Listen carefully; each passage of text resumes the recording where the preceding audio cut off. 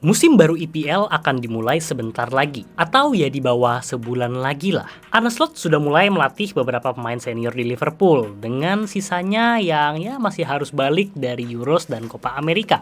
Pemain-pemain kayak Mohamed Salah, Dominic Szoboszlai, Wataru Endo, dan Tsimikas sudah mulai berlatih dengan pelatih baru Liverpool. Dan masih juga ada rumor akan pemain-pemain baru yang akan datang di bursa transfer musim panas ini, kayak William Pacho, terus Calafiori, Anthony Gordon. Walaupun ya emang belum ada yang confirm sih. Tapi di video hari ini gue tuh nggak akan ngebahas mengenai potensi-potensi pemain baru atau signing yang akan Liverpool buat. Tapi gue akan coba menganalisa dan fokus ke pemain-pemain yang Liverpool udah punya saat ini. Pemain-pemain yang udah mereka punya dari musim lalu. Dan di video ini gue akan coba untuk menentukan mana sih 3 pemain yang kira-kira akan bersinar di bawah Arne Slot. Untuk itu kita perlu telaah dulu nih strategi dan taktik yang dipakai sama Arne Slot, yang kurang lebih menggunakan 2 formasi lah. Formasi yang dipakai untuk setup oleh Arne Slot adalah 4-2-3-1 yang kemudian bisa berubah menjadi 3-4-3, 3-2-5, 2-3-5, ya ada banyak lah variasinya.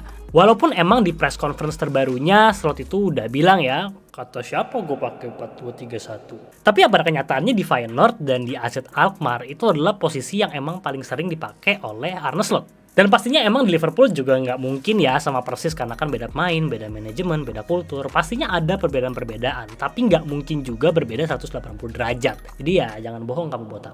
Jadi Slot itu biasanya setup seperti ini ya, dengan 4-2-3-1. Dan filosofinya Slot ini tuh nggak sama kayak Jurgen Klopp.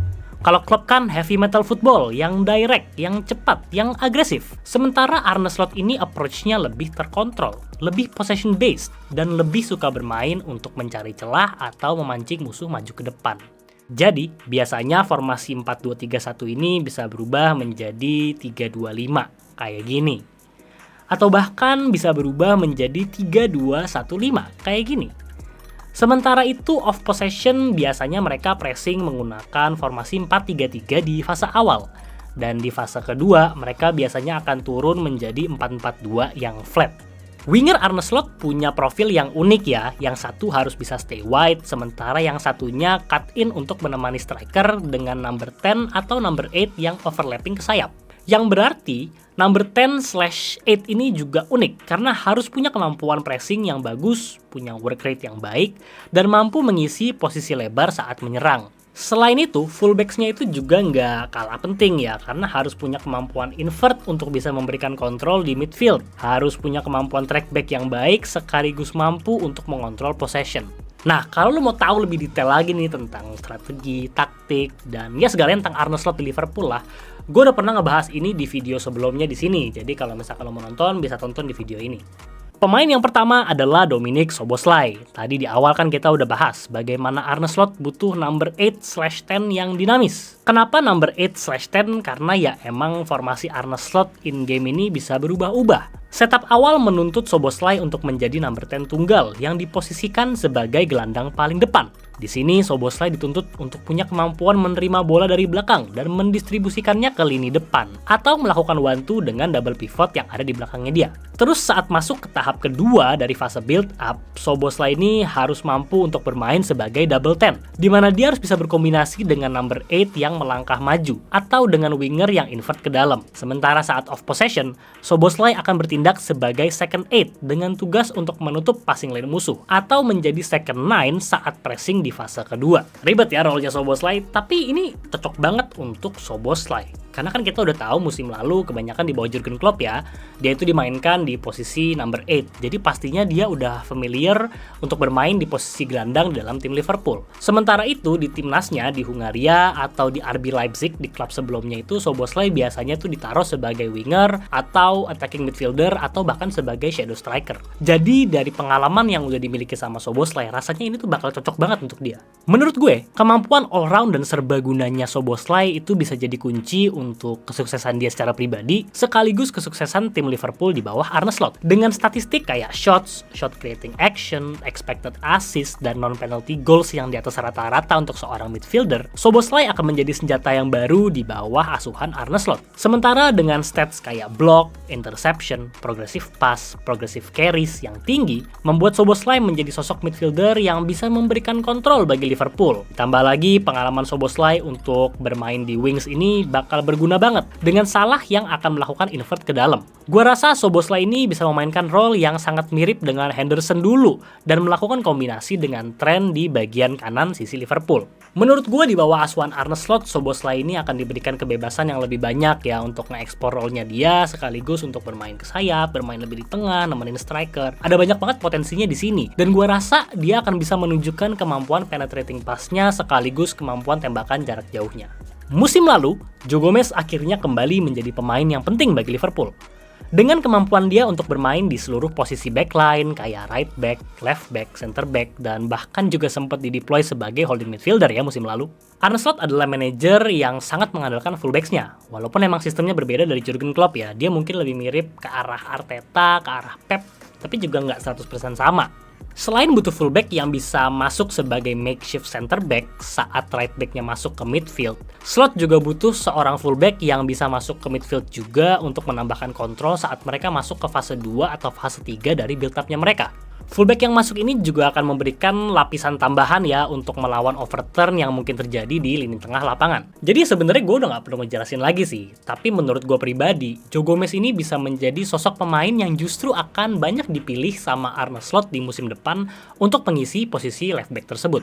Pemain kayak Gertruida aja yang sebenarnya pemain berkaki kanan juga musim lalu dimainkan di posisi left back sama Arne Slot. Kemampuan Gomez untuk masuk sebagai third center back atau masuk ke midfield ini akan berguna banget bagi Liverpool. Keseimbangan antara kemampuan Gomez untuk bertahan dan menyerang adalah kunci, terutama dengan tingginya Gomez di 188 cm, yang berarti dia akan menjadi aset yang penting untuk melawan overturn atau counter attack lambung di midfield, yang mirip-mirip dengan penggunaan center back-nya oleh Enzo Maresca di Leicester lah. Ngelihat dari base stats-nya Joe Gomez ketika dibandingkan dengan fullbacks lain di Eropa, kita bisa lihat kalau emang Gomez ini adalah pemain yang sangat balance, yang bisa menyerang, bisa bertahan, bisa passing, dan lain-lain. Dalam sistem Arne Slot, Gomez akan setup di posisi left back, yang kemudian pindah ke third center back saat build up di fase pertama, dan kemudian berubah lagi menjadi double pivot bersama Trent saat masuk ke fase kedua, yang berarti dia akan bisa menjadi suplemen bagi kemampuan Trent yang mungkin sedikit lemah di bagian pertahanan. Selain itu, kemampuan progressive carry dan passingnya Gomez juga pasti akan sangat berguna di lini tengah Liverpool. Kemampuan adaptif Gomez ini akan sangat diandalkan oleh Liverpool saat mereka kehilangan bola, karena ya kembali lagi ya kemampuan track back dari Trent Alexander-Arnold tuh nggak begitu bagus. Jadi di sebagian besar skenario Liverpool akan menghadapi counter attack dengan formasi 3 back, yang dimana Joe Gomez akan menjadi jauh lebih efektif di sini ketimbang dengan Robertson. Dan yang terakhir, ada yang bisa tebak nggak siapa? Ya, tebakan kalian salah karena gue nggak akan ngomongin Gakpo di video ini. Bukan berarti gue nggak ngerasa Gakpo akan bersinar di bawah Slot, tapi rasanya udah banyak banget orang yang ngebahas tentang itu. Di sini justru gue ngambil approach yang berbeda ya. Gue akan ngambil teman sekampungnya Gakpo, which is Ryan Gravenberch. Jujur sebelum dibeli sama Liverpool atau bahkan ketika udah dibeli sama Liverpool ya, gue nggak begitu yakin dengan kemampuannya Gravenberch. Waktu di Ajax emang sih dia menunjukkan potensinya ya, tapi waktu di Bayern rasanya kayak redup ketika dia masuk ke panggung besar sepak bola gitu. Tapi terlepas dari itu, Gravenberch itu tetap main yang masih punya potensi, terutama dengan kehadiran Arne Slot yang sama-sama orang Belanda. Kalau ngomongin Gravenberch musim lalu, rasanya ya emang pasti kita bingung ya, karena kan Gravenberch bukan natural number 6, yang berarti dia nggak mungkin memainkan posisi Endo. Terus kalau ditaruh di double 8 bersama dengan McAllister juga rasanya kurang cocok, karena Gravenberch ini masih kurang fierce, masih sering bikin kesalahan. Kemampuan passingnya, terutama passing jarak jauh tuh belum begitu kelihatan gitu. Kalau kita lihat kemampuan Gravenberch dibandingin sama midfielder lain di Eropa, dia punya statistik yang sangat balance. Nggak ada yang outstanding, tapi menurut gue cukup seimbang lah. Kemampuannya merata. Gravenberch kalau kita lihat di Ajax punya kemampuan passing penetrasi yang bagus, tapi bukan dari area midfield yang deep, melainkan jauh di depan, di dekat box musuh. Gravenberch juga punya kemampuan bersih yang baik, bisa dengan cepat membolak badan melewati musuh untuk counter, dan juga punya kemampuan defensif yang lumayan baik. Bukan yang terbaik, tapi pastinya ya masih bisa lah untuk diandalin dan pastinya masih bisa untuk dikembangkan. Bahkan di bawah Klopp aja menurut gue Gravenberch udah banyak berkembang. Tenacity-nya udah lebih nyala, decision making-nya lebih bagus, dan ya udah nggak sesering dulu lah untuk kehilangan bola. Walaupun yang masih sering juga sih, tapi nggak sesering dulu. Intinya ada improvement lah. Ini bisa jadi cocok banget untuk taktiknya Arne Slot yang memainkan double pivot. Dan secara spesifik bisa berguna saat melawan tim-tim yang memainkan low block. Kehadiran Gravenberch sebagai double pivot yang ditemani McAllister bisa memberikan dinamika yang berbeda buat Liverpool. Gravenberch ini bukan pemain yang bisa mengubah pertandingan, dia bukan game changer. Tapi dia itu pemain yang bisa nge-supplement dan bisa nge-support permainan dan pemain-pemain di sekitarnya dia.